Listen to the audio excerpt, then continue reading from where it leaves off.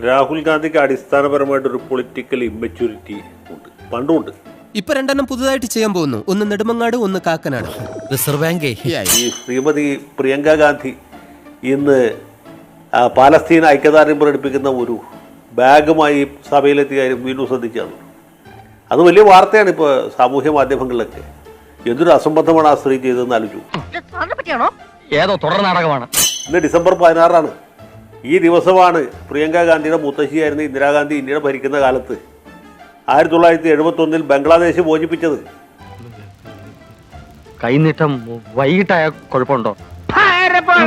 ബംഗ്ലാദേശിന്റെ മോചന ദിവസം പാലസ്തീനാണോ ഇവർ ഓർക്കേണ്ടത്?